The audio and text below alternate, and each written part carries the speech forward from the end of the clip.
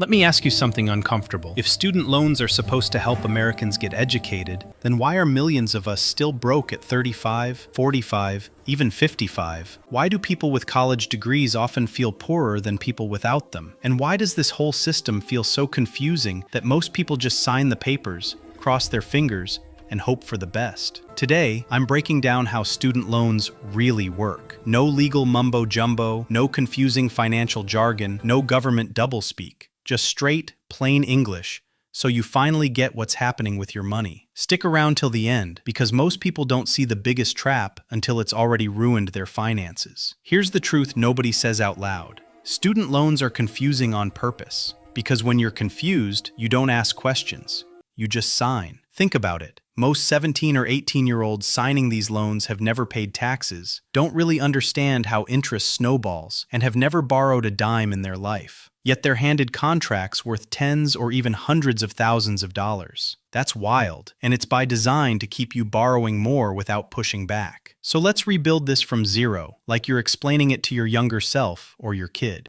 A student loan is not free money. It's borrowed money, plain and simple. Someone, the government or a bank, hands you cash today to pay for school. You promise to pay it back later, plus extra money called interest. That's it. No magic fairy dust. For example, if you borrow $20,000 today, you don't pay back $20,000. You pay back way more, sometimes double or triple, depending on the interest rate, how long you take to pay, and your repayment plan. That extra is what turns a manageable loan into a lifelong burden. In America right now, student loans come from two main places. 1. The federal government. These are usually your best bet.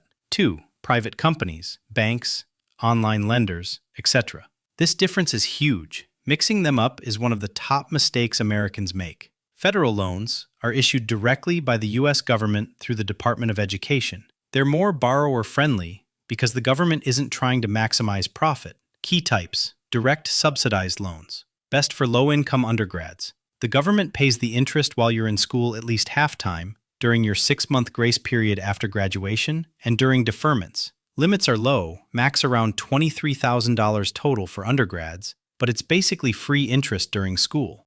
Direct unsubsidized loans, available to almost everyone. Interest starts immediately from the day the money hits your school, even while you're studying. That means your balance can grow bigger before you even graduate if you don't pay it down. Plus loans, for parents, Parent Plus, or grad students, Grad Plus. These are riskier, higher interest, currently 8.94% for loans disbursed July 2025 to June 2026, plus a big origination fee, over 4%. Parents often sign these without realizing the student ends up paying anyway, and they have fewer protections. Federal loans come with huge perks: fixed rates, no surprises, flexible repayment options, potential for income-driven repayment, pay based on what you earn, and forgiveness programs. More on that soon. They're harder to discharge in bankruptcy, but you get way more breathing room. Private loans? From banks, credit unions, or lenders like Sallie Mae or SoFi. They look shiny, big amounts, fast approval, slick ads. But here's the brutal reality. Private lenders are for-profit businesses. They don't care if your degree leads to a high-paying job. They care about their profit.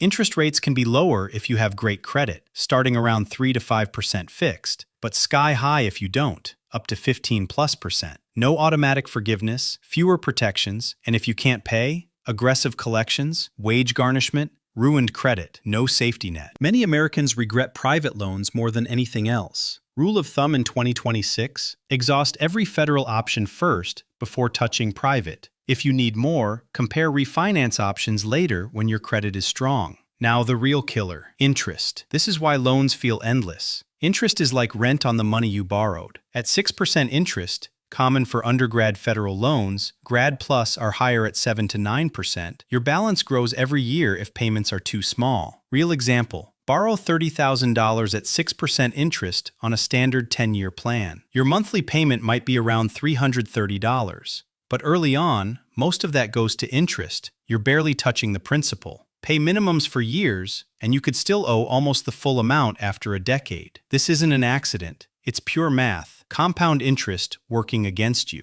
Average federal student loan debt? Around $37,000 to $38,000 per borrower in 2026, with total U.S. student debt over $1.8 trillion.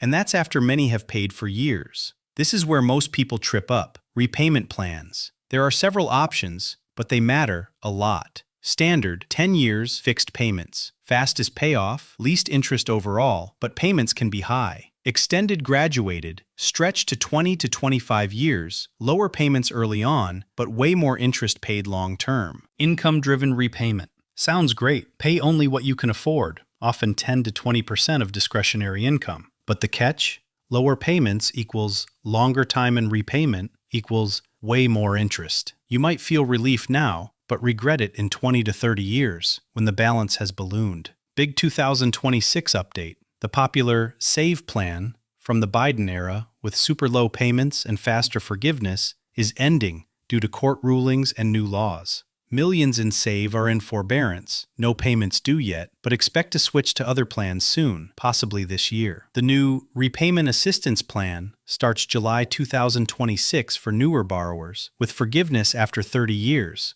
longer than before. Loan forgiveness? Not a sure thing. Programs like Public Service Loan Forgiveness exist. Forgive after 10 years of public, nonprofit work plus qualifying payments, but they require strict paperwork, time, and rejections happen.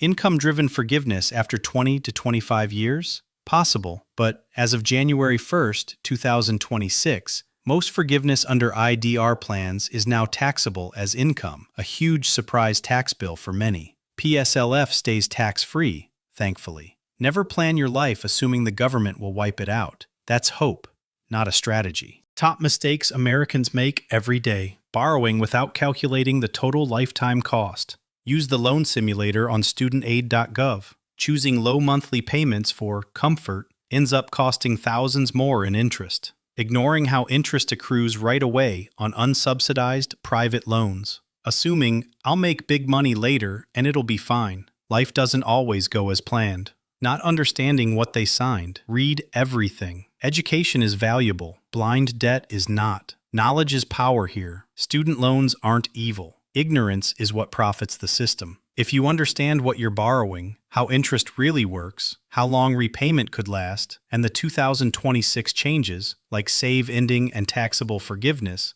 you can avoid decades of stress. If this video opened your eyes, share it right now. Someone you know is about to sign loans they don't understand. And if you want more breakdowns like this, hit subscribe and turn on notifications. The system profits from confusion. Let's change that. What's your biggest student loan question? Drop it in the comments. I read them all. Let's talk.